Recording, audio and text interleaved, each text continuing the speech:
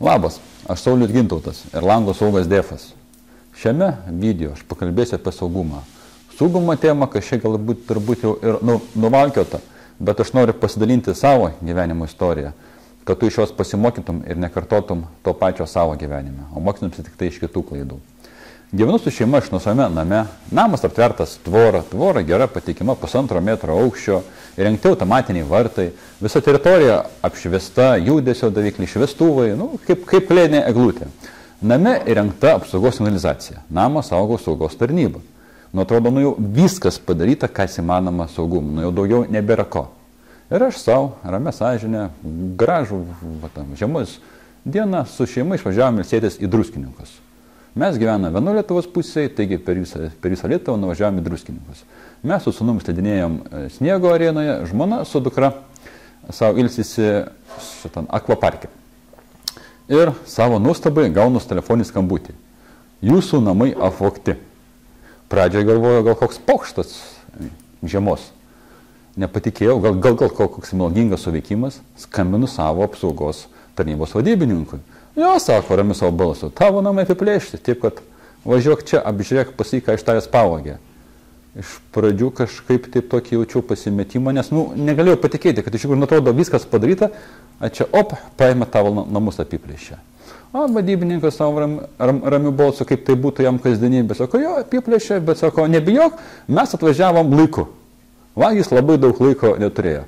O tie mane nuramino, kad jie atvažiavo laiku ir kad vagis pakliuvo, bet ne tiek ilgai buvo, galbūt kiek norėjo būti vagis. Visa saugos tarnybų užuojauta.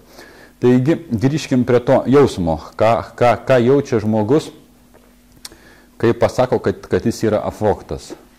Kas esą buvo apvogtas, tam jau nebereikia to jausmo pasakoti ir turbūt jis nebenori antrą kartą to jausmo išgirti, pajausti arba išgirsti. Bet kas to nesajautęs, tai tam būtų sunku ir perduoti, nes tada tokios susimaišo jausmai ir bėgiškumas, ir pasimetimas, ir nežinai, kas daryti. Ir dabar nei poilsį tęsti, nei važiuoti, nes liepia važiuoti, įvertinti, ką pavogė. Tai dar gerai, kad mes buvom Lietuvoje, jeigu būtumėm kur nors įskridę ar į Turkiją, ar į Egiptą, ar į Majorką. Ką tada daryti? Kas tada? Ir poilsis sušiktas, ir dar namai apvogti. Tai vat, į tokią durną situaciją pakliuvom. Nemalonė. Ir jūs galite to dalyko išvengti, jeigu pasimokysi iš mūsų patirtų pamokų ir pasinaudosit mūsų duotais pasiūlymais. Taigi, grįžę jau po tokio trumpo ir nelabai vykusio poilsio, pradėjome domėtis saugumo tema. Pirmoje eilėje nuvykom į policiją, nes reikėjo duoti parodymus, pirštų antspaudus, visus pirštus išmazojo, ką pavagės, kai nuotraukų ieškoti, žodžiu. Vargo 2 dienom, kol visus dokumentacijos susitvarkai policijoje. Tada pradėjom policininkų klausinėti, kaip čia taip yra, kaip čia taip viskas vyksta. Policininkai tik tai patvirtino, kad plastikiniai langai, tai dabar yra lengviausias kelias vagim pakliūti į namus ir tuo dalyku vagiai dabar labiausia naudojasi. Vagis dabar yra antiek išžulėję, kad jie nieko nesė, kaip paprasčiausia. Važiuoja, mato namas ar būtas be šviesų, pabando paskambinti duris, nieks neprieina, paprasčiausiai eina, apvagė ir išvažiuoja. Važiuoja, vėl kitą žiūri, vėl namas, vėl apvagė, tai važinėja, be jokios logikos, be jokio iš anksto suplanuoto maršruto. Netgi policininkai jau nebegali pagauti jų logikos, kaip anksčiau būdavo žmonės, kurie prirodo, tą vogti, aną vogti, dabar nieko nežiūri. Yra signalizacija, nėra signalizacijos, jiem jau vienoda. Jie važiuoja ir nagla rožo viską vagia išlėsiu. Kaip jiem išeina, kaip jiem ateina įkvėpimas. Atrodo, situacija beviltiška, pradėjom ieškoti sprendimų. Ką mums pasiūlė? Įsigykit šunį, sarginį, piktą, kokį kovinį, kuriam reikia gauti leidimus, tada galbūt. Betgi su šunim tai reikia vargti, jeigu dar kovinis, tai pas mus maži vaikai. Irgi, ta prasme, variantas netinka. Pinigai, laikas, šuo atkrito, tuo labiau, kad internete gali už 30 litų pigiausias nusipirkti daikčiuką, knopkę paspaudė ir visi šunis nuvaiko. Tai kas tada? Šuolika tik tai šeimos draugas, bet tokio kaip apsaugos funkcija šunio su laiku jau mažėja. Tada sako, užsidėkit grotas. Pagalvoju, gyvent name ir į langą žiūrėti per grotas, kažkaip tai jaustis kaip kalėjime, Tai irgi nėra mano sprendimas. Tuo labiau, kad tai irgi niekas garantijų neduoda. Bandėme domėtis, pasirodo, yra žirklės labai lengvai nukerpa grotos, yra nešiojami pjūklai elektriniai, akumuliatoriniai, viską nupjauna, greit vagys su tuo susitvarko. Galbūt tai sumažina kažkiek vagystės galimybę, bet iš tikrųjų jos neišvengia. Tuo labiau, jeigu grotos yra, vagys, reiškia, kažko yra daugiau. Reikia pasimti biškį replikės ir ten patikrinti, ko ten žmonės turi. Tada pasiūlė apsauginės žaliuzės. Nu, apsauginės žaliuzės tai ten išvis, tik tai, ta prasme, toks kaip ir prekė pardavimui, bet iš jos beveik nėra jokios funkcijos. Ką dar mums čia pasiūlė? Pasiūlė sargą pasamdyti. Nu, tai ir kažkaip tai sargas, vieta jam, maistas, algos, pamainos, jeigu užgers, ar taip išeis baliavoti prieš šventės ir tavęs nebus, variantas nepatikimas.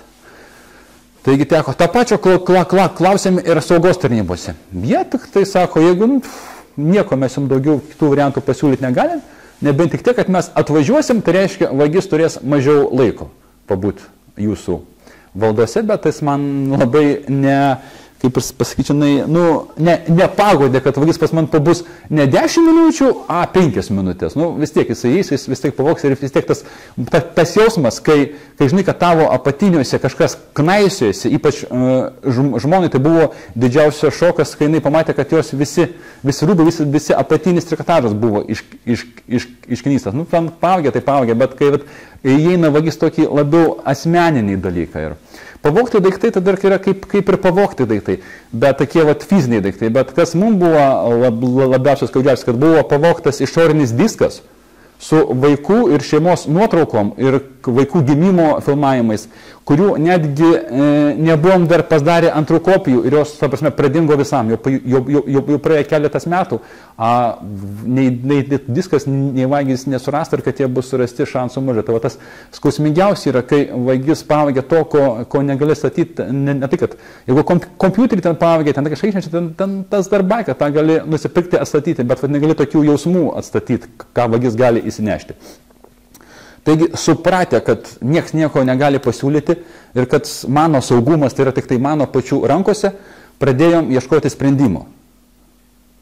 Susiradom tokius sumanius, išradingus žmonės, kurie irgi buvo su tuo dalyku susidūrę ne kartą ir sukūrė lango apsaugą DEFAS. Mes ją taip pavadiname, kuri mechaniškai langą iš vidaus užblokuoja, kad vagis ir atsukęs atsuktuvą, kad ir tą lango spinelę išlaužęs, vis tiek lango mechaniškai atidaryti negali, langas stovi tvirtai. Jeigu kas netikite tvirtumu, pažiūrėkite, žemiau yra video, kur aš pats bandau tų priemonių saugumą ir kur iš tikrųjų man pačiamgi net nepavyko jo įsilaužti, tik tada aš įstikinau, kad iš tikrųjų mes sukūrėm gerą dalyką. Pagalvojom, velnias, sukūrėm tokį daiktą. Tai čia jau panacėja nuo visų vagysčių. Pradėjom šnekėti su apsaugos tarnybom. Apsaugos tarnybos funkcija yra kokia? Saugoti mūsų turtą už mūsų pinigus. Tai logiška, kad jie turėtų aprūpinti visus savo klientus tokiais daikčiukais, nes ir jiem patiem mažiau vargo, ir jiem patiem ta prasme, jų kokybė geri ir dar jie gali papildomai uždirbti pinigų. Apkalbėjom su visom Lietuvos didžiausiam saugos tarnybom. Nei viena nesutiko su mumis dirbti. Kažkaip keista, pagalvoju, gal mes nemokam paaiškinti, gal mes nemokam pardavinėti arba paaiškinti visko. Bet po to netyčia vienas vadybininkas prasitarė, kad apsaugos tarnybos iš tikrųjų funkcija tai nėra mus saugoti. Jų yra funkcija imti iš mūsų pinigus. Ir jie iš tikrųjų pabijojo, jeigu žmogus įsirengs apsaugos lango apsaugos DEFAS, tai iš principo ta saugos tarnyba nebelabai jinai reikalinga. Nes saugos tarnybos funkcija tave informuoti, kad tave apiplėšė. Ta galima sužinoti ir kitom priemonėm ir nereikia mokėti abonentinio mokesčio mėnesinio. Tai ką supratau, kad Lietuvoje apsaugos tarnybos yra skirto surinkti pinigų. Ir kuo daugiau apiplėšia žmonių, tuo jiem geriau, todėl kad žmonės tuo labiau nori saugotis. Bet iš tikrųjų jie to nesaugo. Tada pradėjom kalbėti su langų firmom. Hebra, ką jūs pardavinėjat? Taigi jūs tik tai apsaugot nuo garso ir apsaugot nuo šilumos geriausiu atveju. O saugumą jūs žmonėm dar net supaprastina. Tie senieji rūšiški mediniai langai buvo saugesni negu dabartiniai plastikiniai. Bet langų firmos ir gamintojai, ir prekiautojai, jie tokie susiduria su tokia savo vidinė dilemą. Tai ką mes dabar, sako, savo klientą pasakysim, kad mes pardavėm šūdinus langus? Ne, sakė, mes pardavinėjom tą, ką žmonės nori, pigiai, gerai, o jų saugumas tai yra jų rankose. Tai dar kartą mes įsitikinome, kad mano saugumas tai yra mano rankose ir mano saugumu daugiau niekas nepasirūpins. Tik aš pats galiu tuo pasirūpinti. Ir dabar už lango sniegas, namuose puošiamos kalėdinės eglutės, reiškia artėja gražiausia metų šventė. Šventė vagims tai darbymetis.